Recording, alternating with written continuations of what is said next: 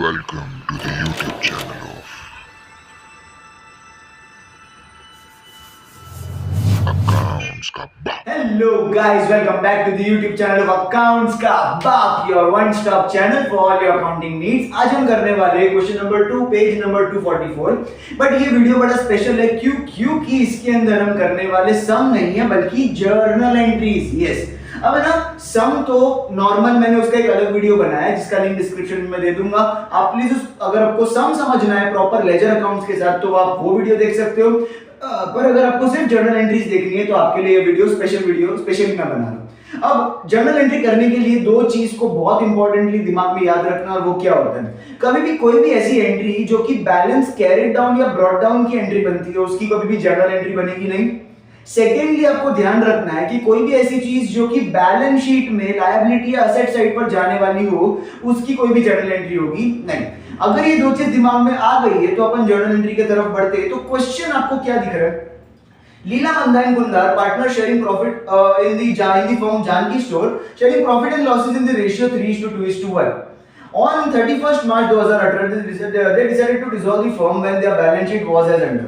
अब नीचे एक बैलेंस शीट दी है और बैलेंस शीट के अंदर आपको पहली एंट्री क्या दी है, लायबिलिटी साइड पर अपन स्टार्ट करेंगे, क्रेडिटर्स एंड बिल्स पेएबल दिया हुआ है। Now creditors and bills payable की ट्रांसफर की एंट्री होती है डिसोल्यूशन के अंदर। Now what is the transfer की एंट्री, तो जब लायबिलिटी आप ट्रांसफर करते हो उसकी एंट्री बनती है कुछ इस तरीके से। अब डेट तो होगी नहीं तो हम यहां पे लिखेंगे डेट के कॉलम में serial number 1। Okay, in the books of Leela Manda and Kunda आएगा, आपकी लायबिलिटी ट्रांसफर की एंट्री बनेगी sundry liabilities account debit. Now sundry liabilities के तहत आपको जितनी भी लायबिलिटीज है उसको मेंशन करना पड़ेगा। तो कौन सी है, क्रेडिटर्स एंड बिल्स पेएबल। तो क्रेडिटर्स एंड बिल्स पेएबल वो आप लिखोगे यहां पर कितनी है, 28,800 और 21,600। तो इसके अंदर डेबिट साइड पे 28,800 और 21,600 टू रियलाइजेशन। ये कहां ट्रांसफर होता है, रियलाइजेशन अकाउंट में ट्रांसफर होता है। तो इन दोनों का टोटल कितना होगा, तो 50,400 इधर 50,400 आ जाएगा। इसका नरेशन बड़ा सिंपल होता है, बीइंग लायबिलिटीज ट्रांसफर्ड आपको इतना ही लिखना होगा ना। मैंने यहां पर एक लाइन ऐसे ड्रॉ की है, मतलब आपके अपने कॉपीज के अंदर, बुक्स के अंदर एक लाइन आपको लीव करनी है। ये लाइन ऐसी बनानी नहीं बल्कि छोड़नी है आपको। ओके, अब क्वेश्चन, अब सेकंड पे जाते हैं। सेकंड एंट्री क्या बनेगा, आपको नेक्स्ट बोला है लायबिलिटी साइड पर क्वेश्चन में कैपिटल अकाउंट लीला मंदा कुंदा का। इसकी नॉर्मल अपन जब लेजर अकाउंट बनाते तो जर्नल क्या एंट्री क्या होती है, हम इसको पार्टनर्स कैपिटल अकाउंट की क्रेडिट साइड पर क्या लिखते हैं, बाय बैलेंस ब्रॉट डाउन। और मैंने अभी बताया था किसी भी ब्रॉट डाउन और क्रेडिट डाउन की जर्नल एंट्री होगी नहीं, तो इसको हटा देते हैं। अब असेट साइड पे आते हैं क्वेश्चन में, आपको building machinery motor car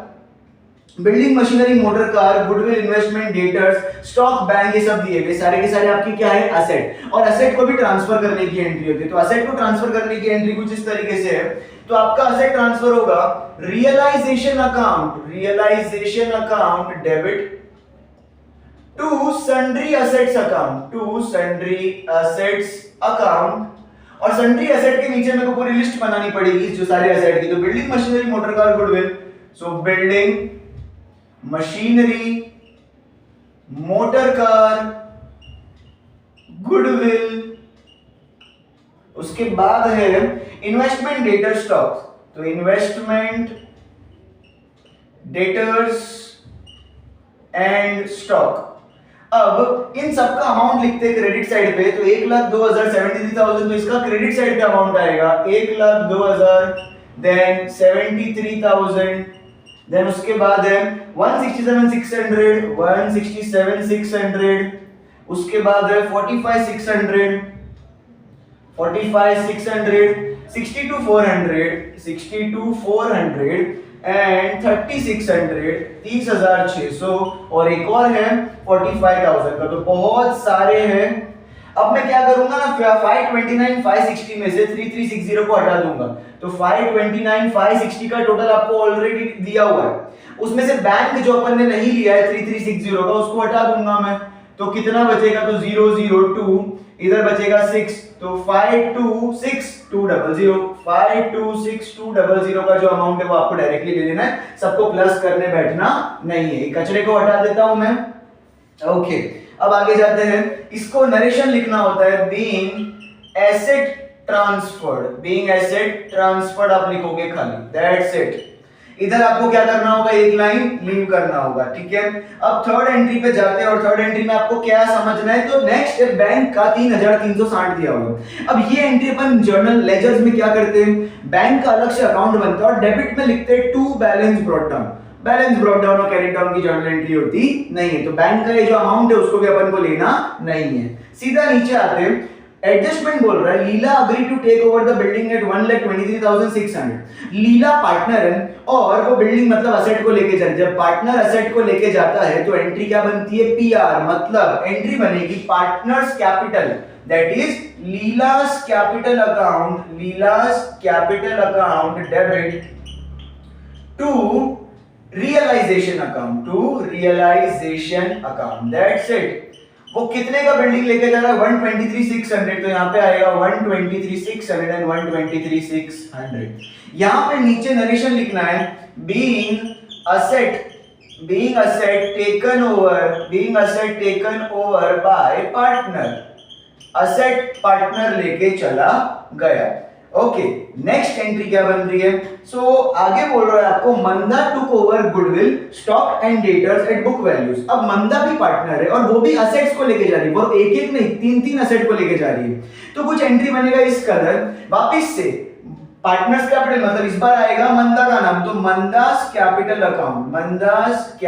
account debit to realisation account, Manda's capital account debit to realisation account. अब यहाँ पे तीनों का टोटल करो, क्या क्या लेके जा रहा है, गुडविल स्टॉक एंड डेटर्स, तो गुडविल स्टॉक एंड डेटर्स को बुक वैल्यू पे लेके जा रहा है, तो इनका तीनों का अमाउंट निकालो। गुडविल का कितना है, गुडविल का है 45,600, स्टॉक का कितना है, स्टॉक एंड डेटर्स का 30,600 एंड 45,000, तो 45,000 एंड 30,600 इन सबका मिला के बनता है 8 9 10 11 12 121,200। तो बेसिकली 121,200 का स्टॉक कौन लेके जा रहा है, मंदा लेकर, स्टॉक नहीं, सारे के सारे एसेट कौन लेके जा रहा है, मंदा लेके जा रही है। तो इधर क्या लिखना है, बीइंग, वापिस से same to same, being asset taken over by partner, और यहाँ पार्टनर का नाम लिख सकते हो आप, फिर एक लाइन लीव करना है। ये कचरे को मैं हटा देता हूं। ओके, अब नेक्स्ट एंट्री क्या बन रहा है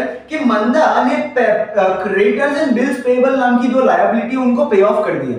नाउ जब कोई पार्टनर कोई लायबिलिटी को पे ऑफ करता है ना, तो एंट्री क्या बनती है, आरपी। आरपी का मतलब होता है रियलाइजेशन। एंट्री नंबर 5 होगा ये, realisation account debit to partners capital. तो पार्टनर्स कैपिटल मतलब यहाँ पे कौन है, मंदा, तो यहाँ पे आएगा to Manda's capital account. Okay, to Manda's capital account. अब वो क्या क्या पे कर रही है, क्रेडिटर्स एंड बिल पेबल, वो भी बुक वैल्यू पे। तो क्रेडिटर्स एंड बिल पेबल की वैल्यू कितनी थी, मिला के 50,400, राइट। तो यहाँ पे आ जाएगा 50,400। ओके, सो क्या आएगा यहाँ पे, being liability paid off by partner, simple, एक लाइन लीव करेंगे। नेक्स्ट एंट्री आपकी क्या बोल रही है, motor car and machinery realised 151,080 and 31,680 respectively. अब देखो, motor car and machinery asset है और वो किसी पार्टनर ने लेके नहीं गए, डायरेक्टली कंपनी या फर्म ने ही बेच दिया। अब अगर फर्म किसी चीज को बेच रही है, असेट को बेच रही है, तो असेट सोल्ड की एंट्री क्या होती है भैया, सिंपल एंट्री है। सिक्स्थ एंट्री बनेगी बैंक अकाउंट डेबिट, अपने पास पैसा आया, bank account debit to realisation account, bank account debit to realisation account. अब है ना, दो असेट बेचे, एक है 151,080 का और एक है 31,680 रुपीस का, तो दोनों मिला के कितना होगा, 7 2 8 182,760 का। तो यहाँ पे आ जाएगा 182,760 का आपका क्या हुआ, रोकड़ा हुआ ना, 182,760। तो यहाँ पे आप क्या लिखोगे, बीइंग एसेट सोल्ड, सिंपल आपको लिखना है बीइंग एसेट सोल्ड, एक लाइन लीव कर दो फिर। ग्रेट, अभी तक सही चल रहा है। अब आगे जाते हैं, investment were taken over by Kunda at an agreed value of 55,440। अब कुंदा भी एक पार्टनर है, तीन पार्टनर है ना, लीला, मंदा और कुंदा। तो तीसरा जो पार्टनर है कुंदा, उसने इन्वेस्टमेंट ले लिया, मतलब ये फिर से क्या होगा, asset taken over by partner. अगर asset taken over by partner है तो क्या होगा, पीआर वाली एंट्री, सेवेंथ एंट्री क्या होगा, Kunda's capital account debit, Kunda's capital account debit to realisation account, Kunda's capital account debit to realisation account. और वो कितने का लेके गया है, 55,440। तो 55,440 एंड इधर भी 55,440। यहां पे आएगा being asset taken over by partner same to same. यहां पे एक लाइन आप कर दोगे लीव। आगे बोल रहे हैं रियलाइजेशन एक्सपेंसेस अमाउंटेड टू 6,800। अब जब भी रियलाइजेशन के खर्चे को पे ऑफ करना होता है, उसकी एंट्री क्या बनती है, उसकी एंट्री बनेगी 8th एंट्री यहां पर realisation account debit, realisation account debit to bank account, क्योंकि पैसा गया, कितना गया 6,800। तो यहां पे आ जाएगा 6,800 एंड 6,800 रिस्पेक्टिवली। तो इधर आएगा बीइंग रियलाइजेशन एक्सपेंसेस, इधर लिखना पड़ेगा आपको बीइंग रियलाइजेशन एक्सपेंसेस पेड, आपने उसको पे कर दिया, एक लाइन लीव। अब जो एंट्री होगी वो बड़ी इंपॉर्टेंट एंट्री होगी, क्यों, क्योंकि सारी की सारी एंट्रीज पे कर दी। अब आपको क्या चेक करना होगा एग्जाम के अंदर, क्या आपने लायबिलिटीज को पे ऑफ कर दी है सारी की सारी। तो अगर देखोगे तो शुरुआत में आपकी दो लायबिलिटी थी, creditors and bills payable, and अगर आप देखोगे तो यहां पर ये देखो मंदा ने क्रेडिटर्स एंड बिल्स पेएबल की लायबिलिटी थी 50,400 की, वो पे ऑफ कर चुका है। दैट मींस अब अपने पास कोई लायबिलिटी नहीं बची है। चलो ये अगर स्टेप देख लिया तो उसके बाद आपको क्या करना होगा, उसके बाद देखना होगा। देखो यूजुअली जब आप लेजर अकाउंट्स बनाते हो तो आप रियलाइजेशन अकाउंट बनाते हो और उसके अंदर सारी एंट्री खत्म करने के बाद आप टोटल करते हो। टोटल करने के बाद आपको वहां से या तो प्रॉफिट मिलेगा या तो लॉस मिलेगा, करेक्ट है बात। तो जो प्रॉफिट या लॉस होगा तो उसकी भी तो कोई जर्नल एंट्री होगी, राइट। तो यहां पर भी अपन को प्रॉफिट एंड लॉस, तो क्या करने का, आपको एग्जाम के अंदर रफ में एक रियलाइजेशन अकाउंट बना देने का और उसकी सारे के सारे अमाउंट डाल देने का। यहां पर अगर आपको रियलाइजेशन अकाउंट का वो जानना है तो प्लीज आप मेरी वो पूरे लेजर अकाउंट वाली वीडियो देख लो। यहां पर एक्चुअली में आपको लॉस आता है 50,000 रुपए का। सो यहां पर मैं डायरेक्टली उसका कंटिन्यू कर रहा हूं, उसका एंट्री कैसे होगा, लॉस। अब जो लॉस होता है वो कौन सी तरफ होता है, रियलाइजेशन की क्रेडिट साइड पे होता है। तो उसकी एंट्री क्या बनेगी, उसकी एंट्री बनेगी यहाँ पे 9th में बता रहा हूं, पार्टनर्स कैपिटल अकाउंट, क्योंकि वो कहां शिफ्ट होएगा, लॉस पार्टनर्स कैपिटल अकाउंट में। तो partners capital account debit, partners capital account debit ना, पार्टनर्स कैपिटल अकाउंट डेबिट किया मतलब डेबिट साइड पे आपको सारे पार्टनर के नाम लिखने पड़ेंगे, कौन कौन है, तो Leela, Manda and Kunda. Okay, Leela, Manda and Kunda to. अब ये कहां से आ रहा है, रियलाइजेशन से ना, तो टू रियलाइजेशन अकाउंट। अब कितना कितना लॉस है, तो देखो टोटल लॉस 50,000 का है, तो रियलाइजेशन अकाउंट में यहां पे आ जाएगा 50,000, रियलाइजेशन अकाउंट में यहां पे आ गया 50,000। अब तीनों को जो लॉस बटेगा वो रेशियो था, रेशियो आपको कितना दिया हुआ था सर, रेशियो था आपका 3:2:1, मतलब यहां पे 3/6, 2/6 एंड 1/6 के रेशियो में अपना बट रहा था।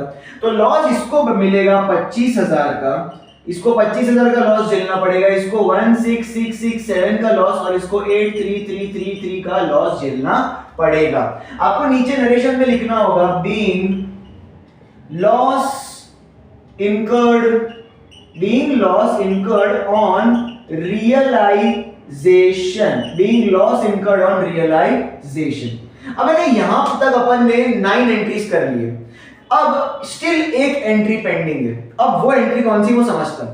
देखो जब अपन ने रियलाइजेशन अकाउंट का टोटल किया तो उससे या तो प्रॉफिट या तो लॉस मिला, अपने को फिलहाल इस केस में क्या मिला था, लॉस मिला। अब ये जो लॉस है वो कहां ट्रांसफर होता है, यूजुअली पार्टनर्स कैपिटल अकाउंट में, और पार्टनर्स कैपिटल अकाउंट को भी तो अपन टोटल करते हैं, तो वहां का जो बैलेंस अमाउंट बचता है उसको कहां डालते हैं, उसको डालते हैं अपन कैश या तो बैंक अकाउंट में। तो वो जो ट्रांसफर की एंट्री होगी उसकी भी तो कुछ एंट्री करनी पड़ेगी, करेक्ट करनी पड़ेगी। तो उसकी एक एंट्री करने के लिए आप पहले इसका स्क्रीनशॉट ले लो, फिर वो एक एंट्री में सिखाता हूं आपको।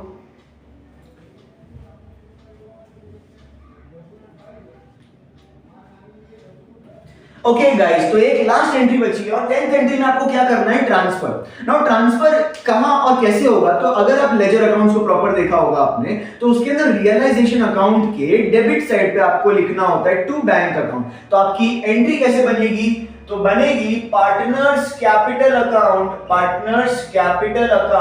डेबिट, और पार्टनर्स कैपिटल अकाउंट डेबिट है तो सबका नाम आएगा, तो लीला, मंदा एंड कुंदा टू, ये कहां ट्रांसफर हो रहा है, बैंक में, तो यहां पे लिखा जाएगा टू बैंक अकाउंट। अब ना कितना अमाउंट ट्रांसफर हो रहा है, तो सबका इंडिविजुअल अमाउंट है 78,000, इसका अमाउंट है 78,516, देन उसका अमाउंट है 56533 एंड एक और अमाउंट है 44227। नाउ ये अमाउंट में चिंता करने की जरूरत नहीं है, जब आप पार्टनर्स कैपिटल अकाउंट बनाओगे तब आपको ये बैलेंस अमाउंट बचेगा, जो कि मैं डायरेक्टली खाली इस अमाउंट को फिलहाल बता रहा हूं क्योंकि आपको इधर जर्नल एंट्री सीखना है, वो मेन फोकस है। ओके, अब अगर इसका इंडिविजुअल आप टोटल करोगे तो इन सब का टोटल कितना आ रहा है, 7 + 3 10 होता है।